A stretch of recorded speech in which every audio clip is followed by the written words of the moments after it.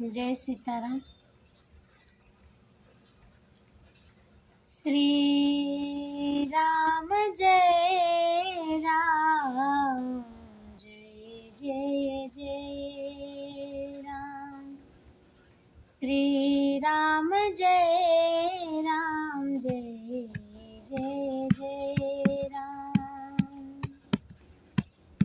श्री राम जय राम, श्री राम जय राम, जय जय जय राम। श्री राम जय राम, जय जय जय राम। गोस्वामी जी राम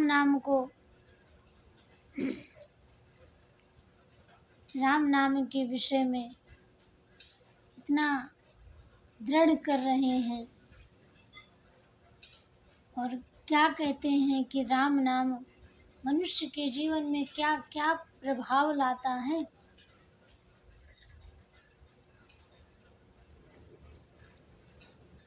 इस चौपाइयों के माध्यम से आइए आज हम सुनते हैं।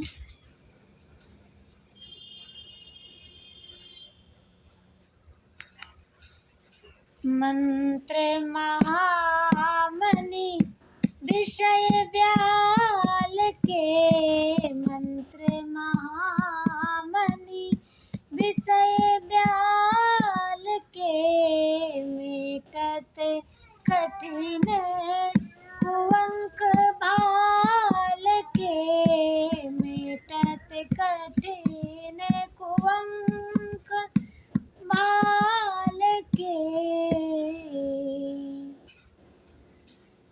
गोस्वामी जी कहते हैं मंत्र महामणि विषय व्याल के, मेटत कठिन कुअंक भाल के।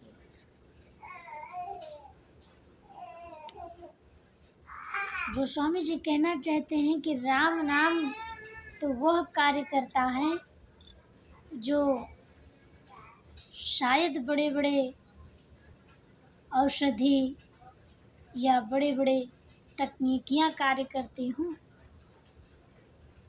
उससे भी बड़ा राम नाम का प्रभाव है। मंत्र महामणि विषय व्याल के, जो विषय रूपी सांप का जहर मनुष्य के शरीर में घुला हुआ है, उस जहर को उतारने के लिए यदि कोई उपाय है तो इस संसार में एक ही उपाय है। यदि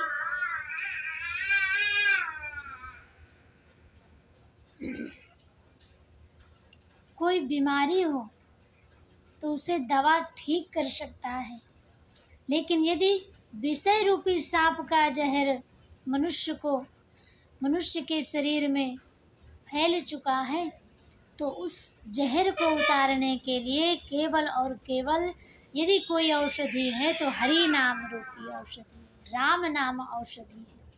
राम नाम ही सर्व समर्थ है उस जहर को उतारने के लिए।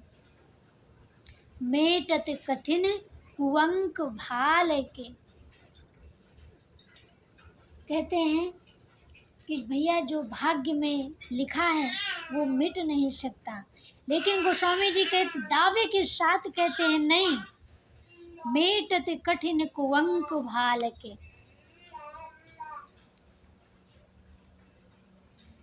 यदि हमारा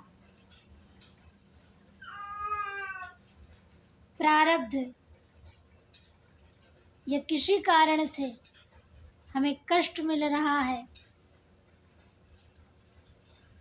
ये बहुत दुखों से जीवन भरा हुआ है, तो उस दुखों को मिटाने के लिए यदि कोई समर्थ है तो वो हरि नाम है। वो उस राम नाम का प्रभाव क्या है कि भले ही ब्रह्मा जी ने मस्तक पर लिख दिया हो, लेकिन उस ब्रह्मा जी की लकीर को भी परिवर्तन करने का सामर्थ्य यदि किसी में है तो वो राम नाम में है। इसलिए गोस्वामी जी दावे के साथ कहते हैं, मेटत कठिन कुअंक भाल के। इसीलिए तो भजन की महिमा है, अन्यथा नहीं कहा गया है।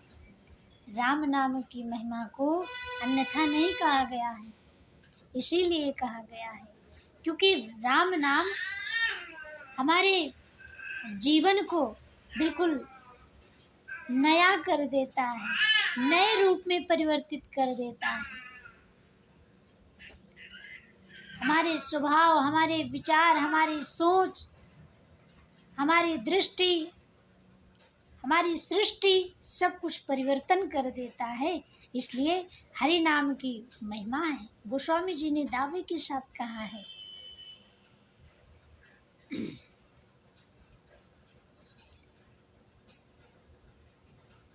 याज्ञवल्क्य जी भरद्वाज जी को कथा सुनाते हुए कहते हैं, हे भरद्वाज, कीन प्रश्न जय भांति भवानी,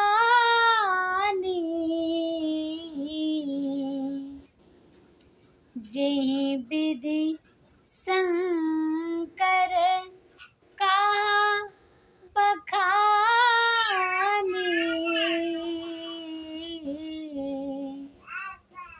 सो सब तू कहब मैं गाई, सो सब तू कहब मैं गाई, कथा प्रबंध विचित्र बनाई।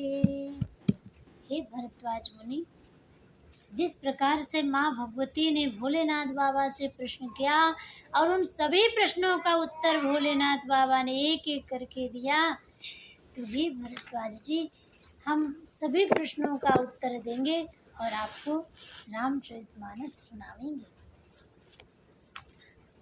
तो श्री भरद्वाज मुनि को सुनाते हुए याज्ञवल्क्य जी कहते हैं, ये कथा सुनने में बड़ा अद्भुत लगता है। क्यों? क्योंकि बड़े असंभव कार्य को संभव यहाँ बताया गया है, सहज में ही संभव बताया गया है। इसलिए कोई सुनकर इस कथा को आश्चर्य ना कर ले कि कहीं भला ऐसा कैसे हो सकता है, कहीं ये गलत तो नहीं है।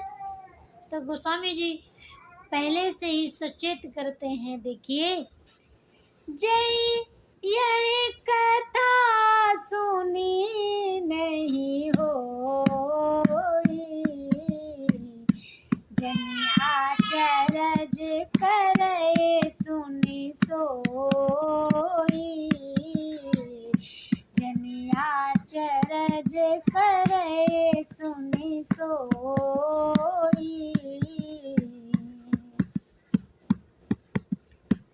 कथा अलौकिक सुनई ज्ञानी, कथा अलौकिक सुनई ज्ञानी, नहीं आचरज करई यस जानी, नहीं आचरज करई यस जानी। ये कथा कैसी है? तो गोस्वामी जी कहते, भैया ये कोई संसारिक कथा नहीं है कि जिसको